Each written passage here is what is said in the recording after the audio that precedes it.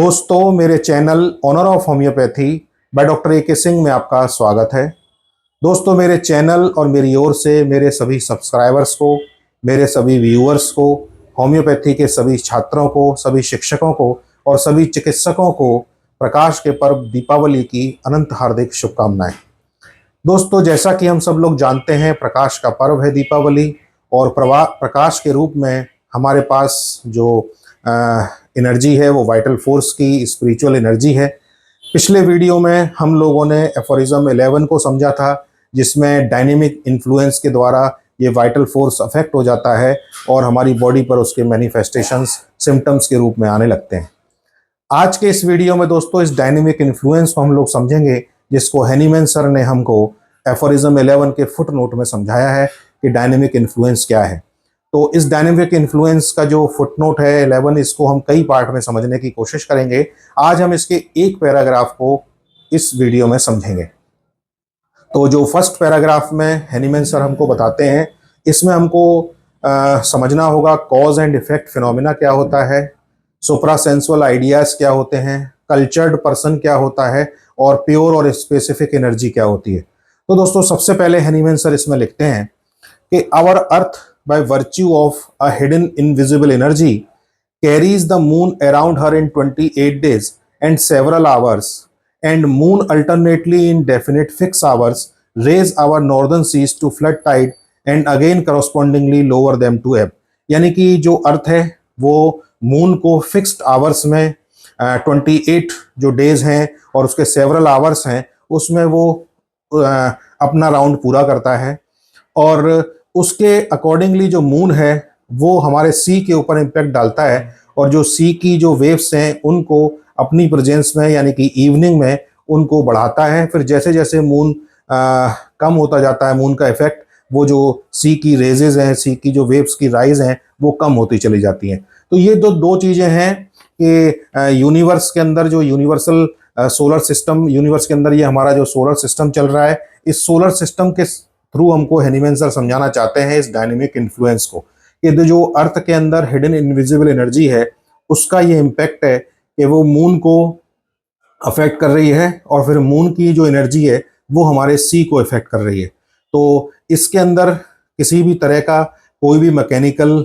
कॉन्ट्रीवेंसेस नहीं है। अगले पैराग्राफ में लिखते हैं apparently this takes place not through material agency, यानी कि ये जो प्रोसेस है अर्थ और मून का जो इफेक्ट है, जो आपस में एक दूसरे के साथ एक ऑर्बिट में बहुत स्मूथली रन कर रहे हैं, इसमें किसी भी तरह का कोई मटेरियल एजेंसी का काम नहीं है।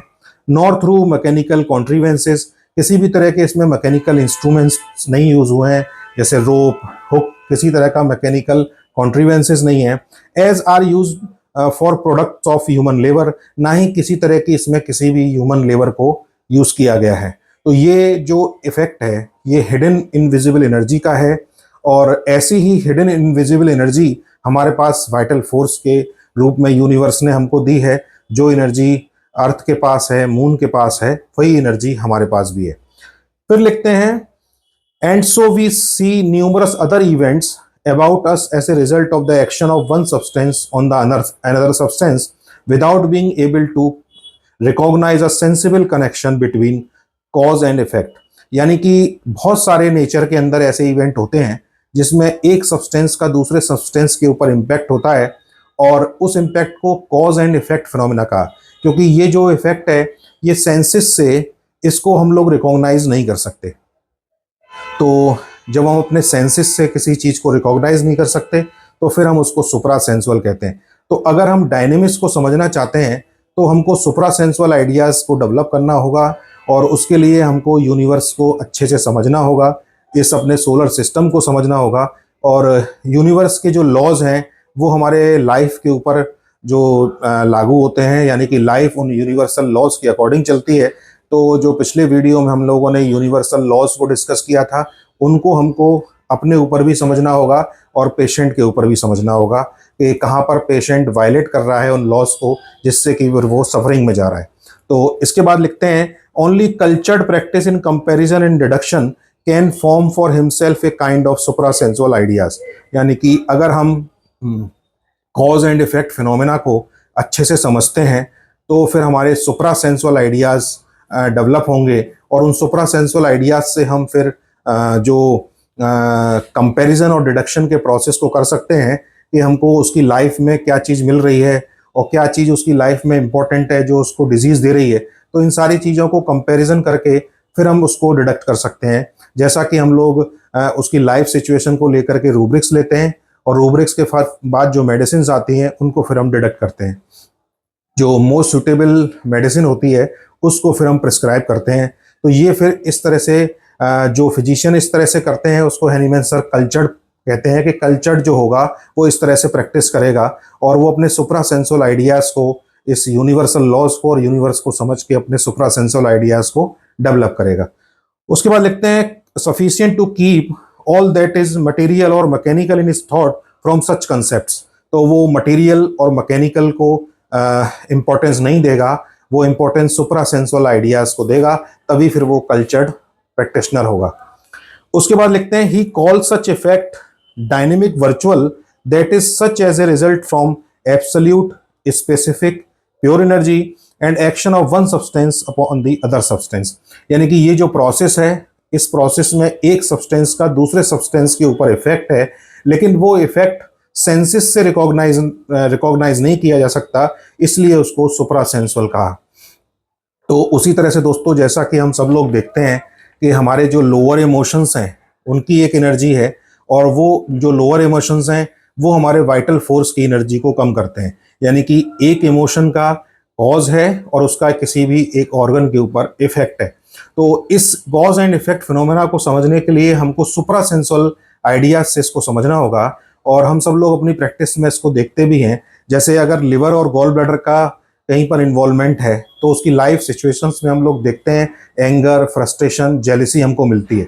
तो एंगर, फ्रस्ट्रेशन, जेलिसी अगर उसकी लाइफ में है तो फिर उसका जो लिवर है और उसका गॉल ब्लैडर है इसके ऊपर उसका इफेक्ट हमको देखने को मिलता है। अगर उसके अंदर हेट और इम्पेशंस है तो उसका हार्ट और स्मॉल इंटेस्टाइन्स का इन्वॉल्वमेंट देखने को मिलता है। अगर वो बहुत ज़्यादा वरी और एंशियस रहता है तो स्प्लीन, स्टमक और पेनक्रियाज उसका अफेक्ट होता है। और जैसे एंजाइटी और वरीज में देखते हैं पेनक्रियाज अगर अफेक्ट है तो रेजिस्टेंस कॉन्फ्लिक्ट डेवलप होता है जो किसी भी सिचुएशन को लेके है, और फिर वो पेनक्रियाज को अगर अफेक्ट करता है तो फिर डायबिटीज़ क्रिएट होती है, उसका जो इंसुलिन का जो लेवल है वो इम्पेयर्ड होता है।